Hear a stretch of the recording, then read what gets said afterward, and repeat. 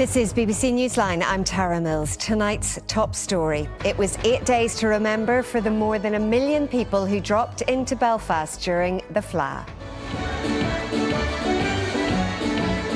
It was the biggest event the city has ever staged, and the mood was overwhelmingly positive. I think the buzz, the character, the heritage, the positivity, the difference it's brought to Belfast is so good. Had you ever been to Belfast before? No, never. It's the first time. It's a great impression, to be honest. Here at the City Hall, things are starting to return to normal, but what a week it was. Also on the programme, plans to extend bus lane times in parts of Belfast have been postponed by the Transport Minister. A suspected Dublin crime boss has spent a first night in custody after his extradition from Dubai.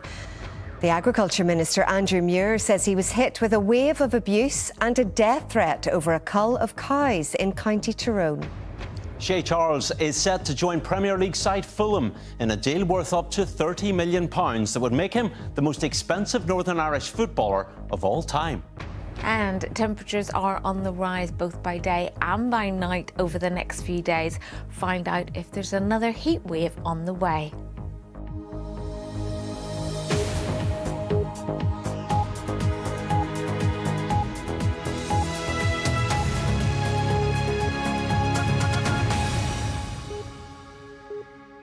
Hello, welcome to Monday's programme. The people of Belfast have been thanked for 8 days of unforgettable music, colour and friendship by the organisers of the All-Ireland Fleadh. As it came to an end at Belfast City Hall in the early hours of this morning, it was described as the biggest Fleadh ever. And this is the number of people organisers expected to visit across the week, 800,000. And this is the number who actually visited, double that, 1.6 million. And those behind the Fleadh say they brought every community together in the city. Our first report tonight is from Mark Simpson. 1 o'clock in the morning outside Belfast City Hall, and the Fleadh was still going.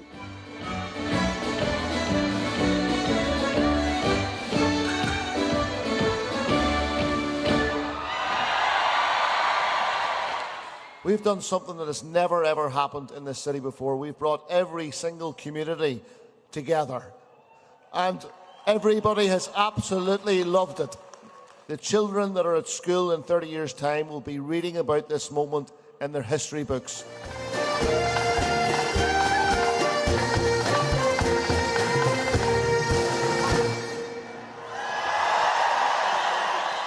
You know the old phrase, all good things must come to an end. But we are going to take home the memories of the biggest and best attended Fleadh Cheoil ever.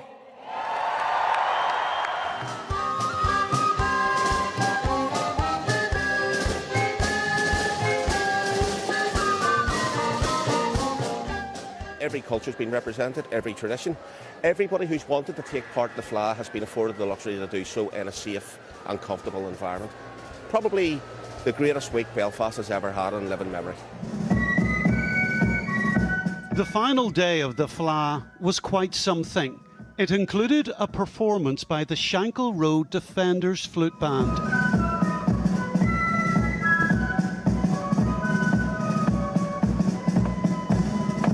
They were well received. On the stage and off the stage, the performances hit the right note.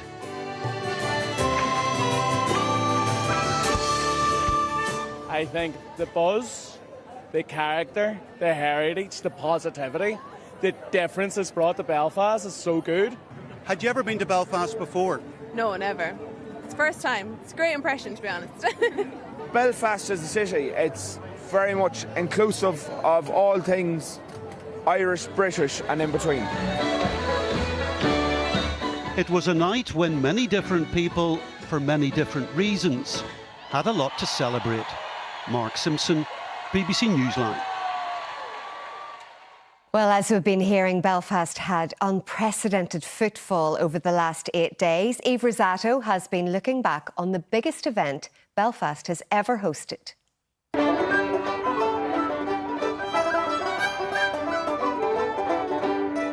If art really does imitate life, then perhaps the Belfast we glimpsed last week, that of music, poetry, dance and joy, is the true Belfast. Huge numbers of revellers pounded these streets and embraced the festivities daily. And for some, this event is being viewed as an inflection point in the history of this place.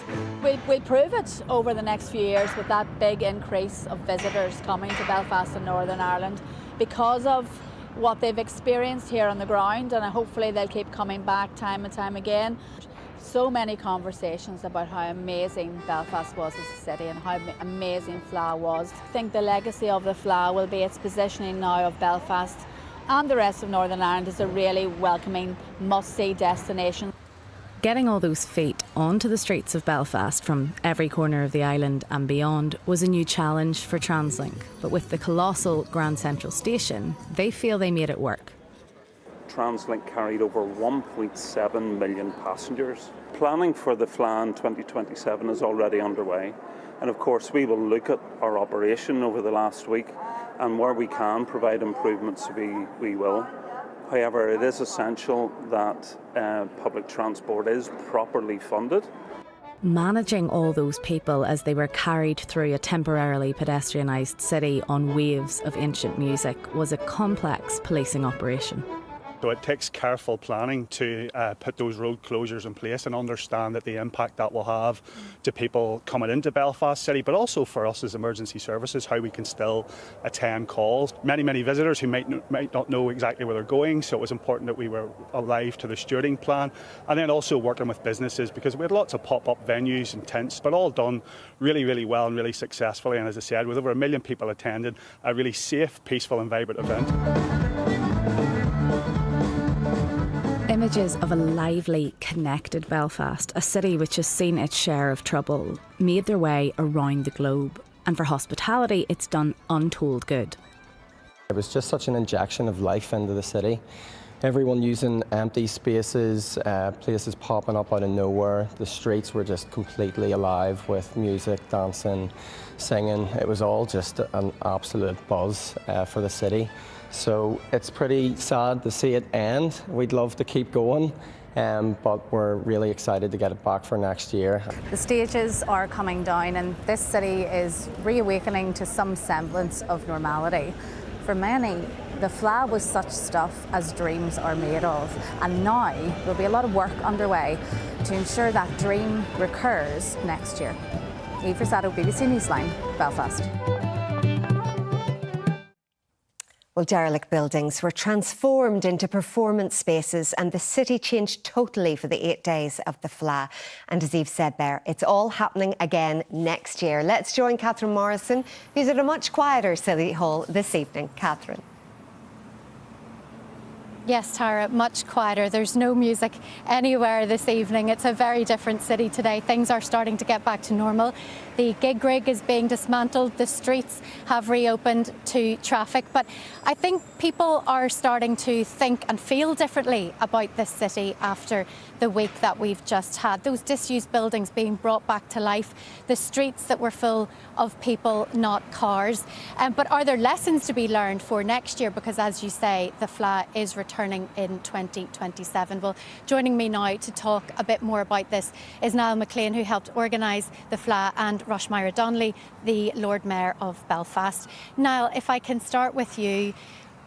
People have been saying that, this week has been a moment, maybe something of a turning point for relations within the city. Is that something that, you set out to do, or has that just been a sort of a byproduct? No, our vision from the very start of this process, was to make sure that the Fleadh, when it come to Belfast, would be for everyone. And that's exactly what we've done. We've brought all communities together. We've brought everybody together, all different traditions in this city, like it's never been seen before. It's been the biggest and the best event ever to happen here. And yes, I think it is a real turning point for Belfast. Looking ahead to next year, have you had a chance to think about what might be done differently, what lessons have been learned? I mean, there were a lot of people on the streets. There were big crowds. I know that the police have said, that it was a safe and peaceful Fleadh, but if next year is even bigger and better, can the city cope with crowds like that? Well, we weren't expecting the numbers we got. We doubled it from the world record last year, which was 800,000, up to 1.6 million. So I think that everybody handled it really, really well. They might have to look at maybe pedestrianising a little bit more maybe next year. That's something that the council will look into. But there's definitely lessons. There's things there'll be niggling things we will look at, certainly. But overall, we're overwhelmed with how it went. What were your personal highlights? I think the personal highlight for me was the tone that we set from the start whenever we had our multicultural suite, which brought Highland pipers and bagpipers and Irish musicians and a flute band and all different traditional forms of culture together. And we started the Fleadh with that and we ended it last night like that. And that set the tone for the whole week. That's my personal highlight. Thanks, Niall. Lord Mayor, from a council's perspective, you know, this is a big deal. It's also a big investment. Has it paid off? Well, I think it's clear to see that people from all over got to enjoy the events of this week, and for me it's definitely paid off. We don't know the exact figures because we have just finished up and a lot of investment has gone into this, but you've seen the return with people coming into the city centre, the return for our hospitality and tourism sector, and I just think that we have made a massive investment in the city, but we've also highlighted the city, and we will see that return for years to come. And from a council's perspective as well, you know, it is a big challenge, I'm sure, even just keeping the streets clean during the type of crowds that we've seen, particularly at night time. Yeah, and the staff that worked morning, noon and night to ensure that that was a success, to ensure our streets were clean, to make sure that things flowed well, and they planned for months in advance. This wasn't a small project, and the council, RCC, Coltis worked so well together to make sure that this run really, really well. Our partners worked really well with us to make sure that any issues that could possibly come up were addressed before that even happened, and the plans were in place. And I think that everything happened for a reason, and I think that we have a lot of conversations to have before our next year and our next go at this, but I think we're very lucky. Yeah, a lot of people today will be looking at their work diaries next year and trying to book a week of annual leave off. I've heard that said quite a few times. Niall, it is returning in 2027, but there have been rumours that it might come back for a third year. Have you anything to tell us? Yes, just rumours. I've heard rumours myself. There's nothing, I can't tell you anything specific on that.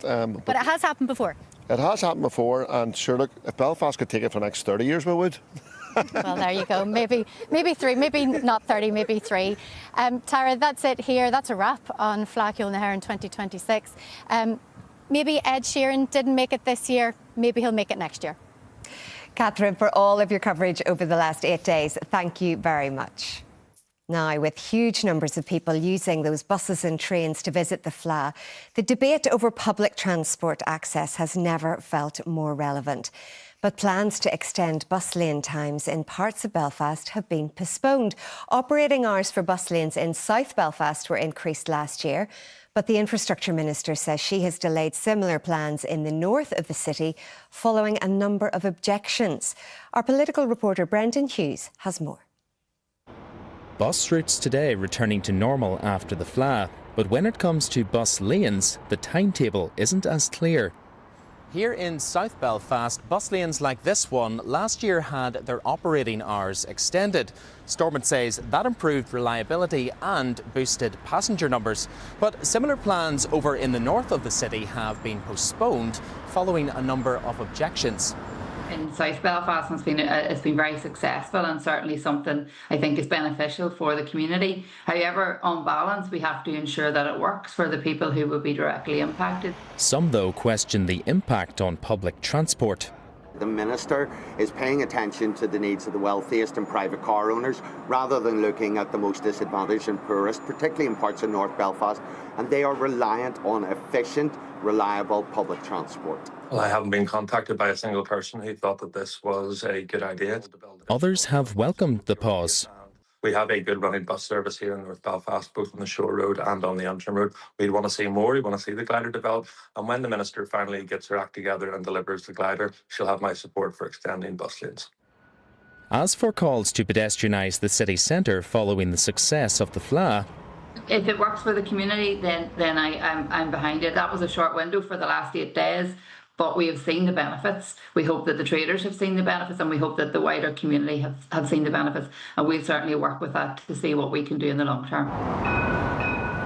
From pavements to public transport, the Fleadh has sparked fresh conversations on how we move around Belfast. Bus lanes will no doubt remain part of the debate. Brendan Hughes, BBC Newsline. Now, suspected crime boss Daniel Kinahan has spent his first night in an Irish prison. He was extradited from Dubai over the weekend and brought before the Special Criminal Court in Dublin, where he was charged with directing the activities of a criminal organisation. Our Dublin correspondent Gabia Gaddis-Fitzgatio was in court. Suspected crime boss Daniel Kinahan arrives at an Irish court. The 49-year-old has lived abroad in Spain and Dubai for many years, and after a lengthy court battle has been extradited back to Ireland. The Kinahan organised crime cartel is believed to be one of the most sophisticated organised crime groups in the world, and Gardaí believe Kinahan has been one of its leaders. Kinahan was extradited from Dubai over the weekend on the Irish government's new jet and brought to the Special Criminal Court, a non-jury 3-judge court, what probably has been the most anticipated court appearance in Irish gangland history. The operation to bring him to court was high stakes for Gardaí and tightly controlled. Kinahan did not have legal representation at court because he said he did not have time to organise any, expecting that a family member may have organised lawyers for him instead. He represented himself in court and stood up when speaking to the judges. Judge McGrath also explained to him that if he wanted to apply for bail, he would have to do so through the High Court in Dublin. And Kinahan replied, "I think we all know I won't be getting bail, but thank you for your time." He will be remanded in custody until his next court appearance on October 5th. Gabia Gaddis-Fitzgatio, BBC Newsline, Dublin. Police say the death of a man whose body was found in a burning car in Portadown is not being treated as suspicious. It happened in Hertford Street in the town on Saturday night. Firefighters extinguished the blaze and the man was pronounced dead at the scene. Police are continuing to appeal for witnesses. The Agriculture Minister, Andrew Muir, has told an emergency meeting at Stormont that he received a death threat over a recent cow cull. The meeting was called after complaints that 51 cattle were shot and killed in a field in County Tyrone in June. Before the meeting, hundreds of farmers attended a protest outside Stormont, criticising the Department of Agriculture for how the cull was carried out, saying gunfire was heard. Our political correspondent, Jane McCormack, reports. This is what a flood of furious farmers looks like. Unhappy with reasons for the controversial cattle cull in 5 Mile Town, they took to Stormont. Among them, this eyewitness who heard gunshots ring out from his nearby farm and rushed to help. I saw every one of them cattle, and there was not one of them in incurable pain, or there was not one of them suffering. They were on fields of grass, they were way over, the ground was really undergrazed, they were in top form. But the cull continued, leaving Mr Keys considerably distressed. It's just simply not right. Rules and regulations some of them are sensible and some of them aren't, in my opinion, but this is totally wrong and not something that should happen or that anybody should ever witness or see. Stormont rarely gets through a summer break without a row.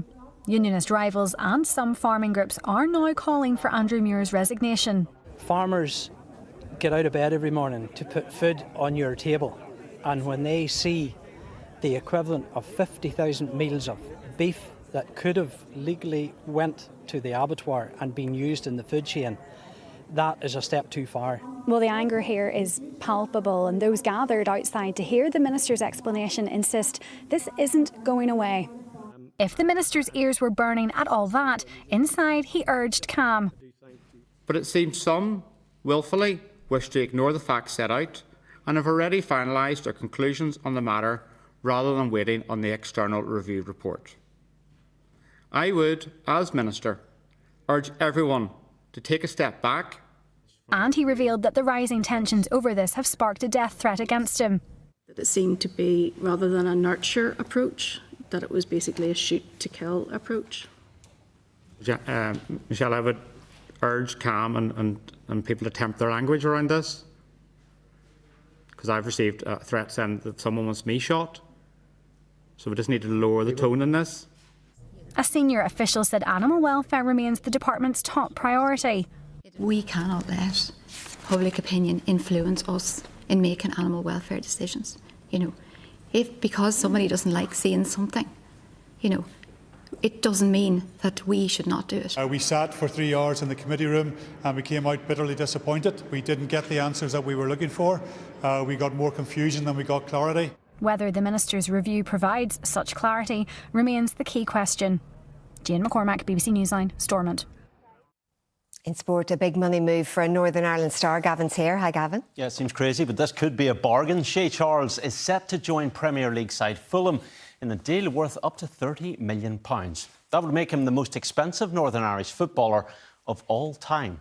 The 22-year-old is moving from Southampton to Craven Cottage on a 5-year contract. Cheoil, who started his career at Manchester City, had also attracted interest from Leeds United, but has opted to move to West London. Since making his Northern Ireland debut 4 years ago, Cheoil has already amassed 35 caps at international level. The local football season got underway this weekend. The standout result was at Windsor Park as Ballymena United defeated Linfield 3-0. It was the Sky Blues' first win at the Belfast venue in 22 years. Thomas Kane reports. A new season generally means new faces. But it was the Linfield old boys who came back to haunt their former team. 5 of the Ballymena United lineup moved between the two clubs over the summer. And one of them, Chris McKee, grabbed a double on his Windsor return.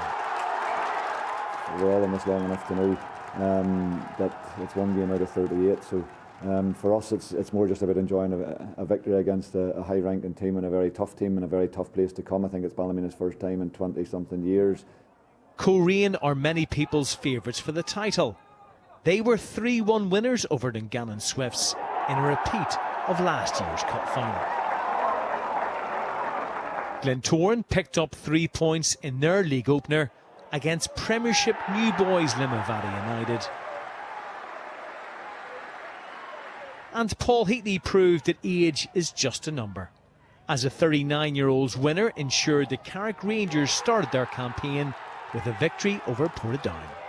Thomas Kane, BBC Newsline. In the last few minutes at the European Swimming Championships in Paris, Jack McMillan has won a gold medal. The Olympic champion from Belfast was swimming in the Team GB quartet in the final of the men's 4x200 metres freestyle relay. With Jack on the second leg, they came home in first place to add the European title to the gold they won at the Olympics, also in Paris, 2 years ago.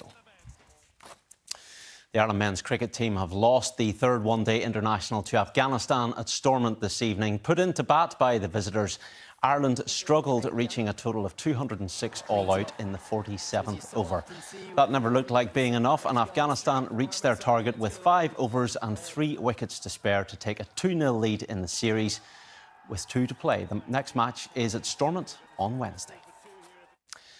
Finally this evening, Antrim won the All-Ireland Intermediate Camogie title on Sunday, beating Laois by a 14-point margin. There was also success for Armagh, junior champions, after a 17-15 victory over Cavan. That's your sport, Tara. Gavin, thank you very much. County Fermanagh looking lovely in today's weather picture. How is the week shaping up? Will we get it as warm as England is getting it this week? We're not going to get as hot as it will be in England, but in some ways that's not a bad thing, you know. But we are going to see rising temperatures yet. It is going to be warming up and we're going to see strong sunshine at times. Now, despite having some areas of cloud today, it's still been a nice day. It's been a dry day everywhere and temperatures in a few spots have been up to 20 degrees. But they will rise over the next few days. We're looking at the low to mid-20s. We will get close to heat wave criteria, but whether we do it for 3 days or not is uncertain. But with those warmer days come warmer nights, mid-teens at night time, high humidity as well. Dry for the next few days, possibly a thunderstorm or two on Thursday, and then following that, things will cool off again.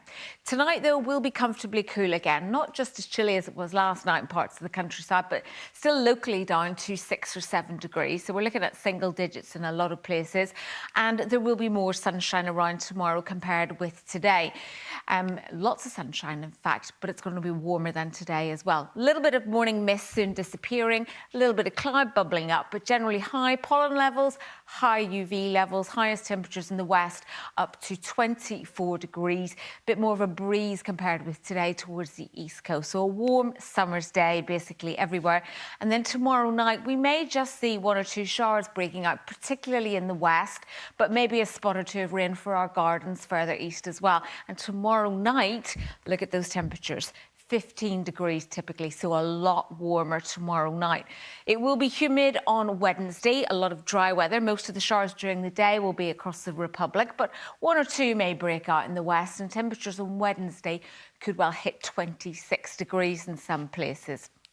Thursday is the day when we may see a few showers and possible thunderstorms, but not everywhere, and then it cools off as we get closer to the weekend. Not a bad week, Tara. Cecilia, thank you. That's it for now. Our late news is at 10:30, and we leave you tonight with some of the most memorable sights and sounds of a remarkable week of the first Fleadh in Belfast.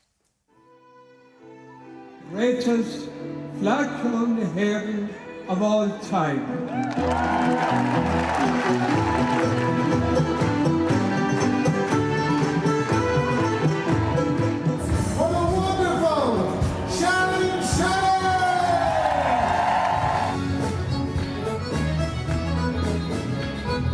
Shows a little bit of unity in this world, and I think we could use a little bit of that.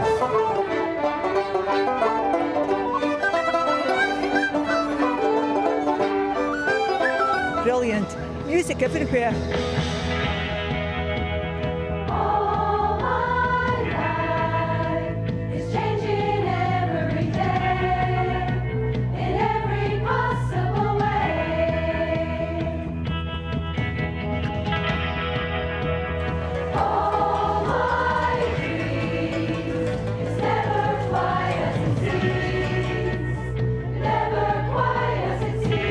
The beauty of the Fleadh is that there's music happening in really unexpected places.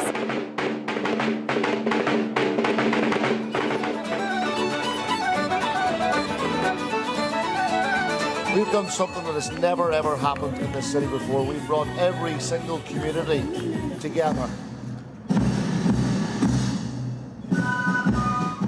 I think the buzz, the character, the heritage, the positivity, the difference it's brought to Belfast is so good.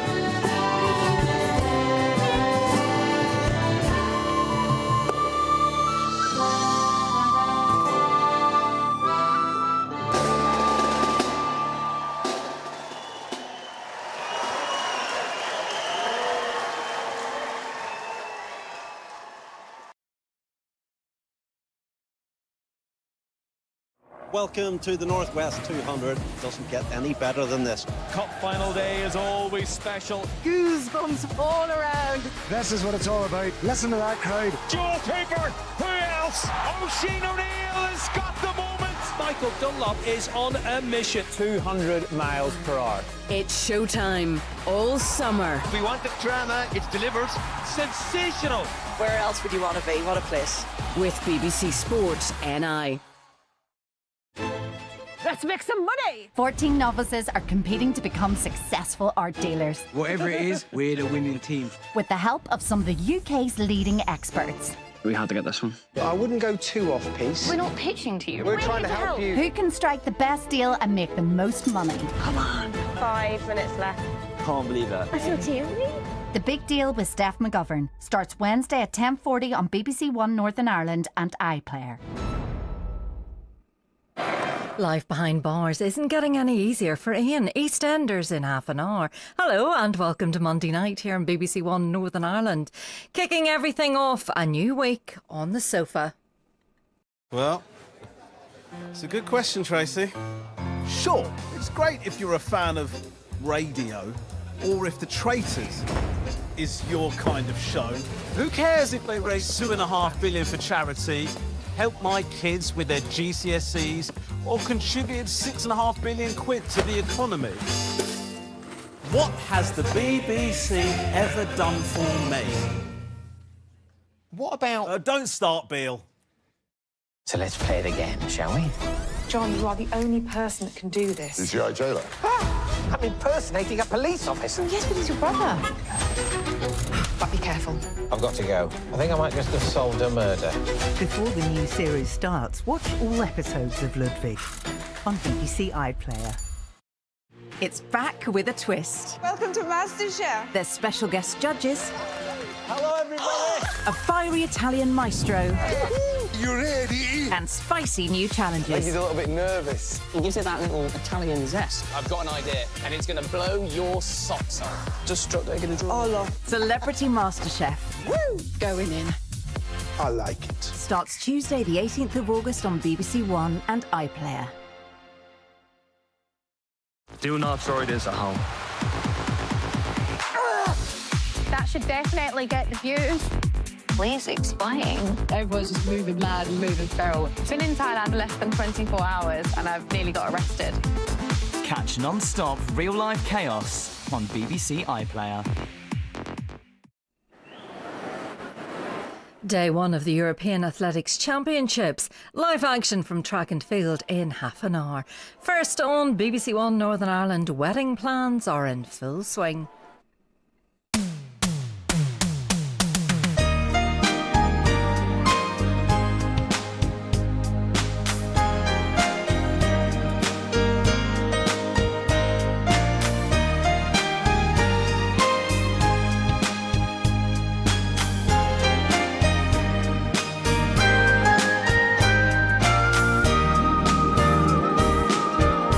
Well, I think 2027 as years go has a good ring to it. What do you think? Look at that. It's rough. Oh, I love it. Best decision you ever made.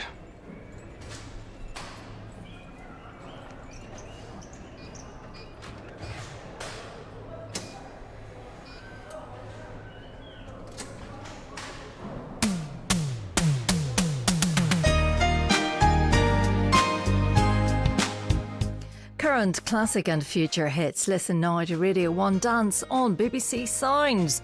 Or maybe Charlie XCX live at the BBC, performing tracks from her new album on BBC iPlayer. Watch now.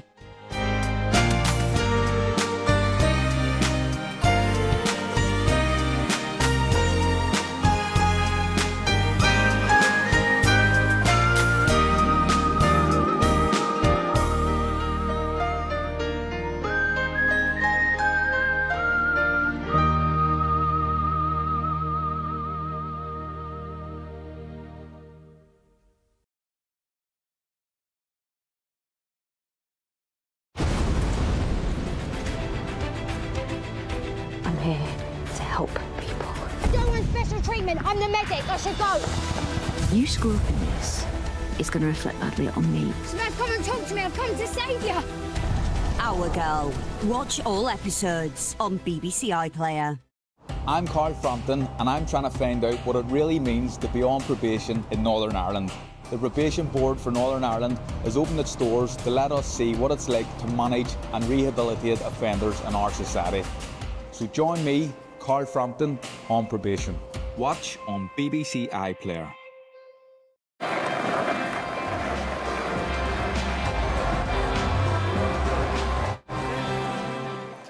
It's a fabulous night for athletics now on BBC One Northern Ireland.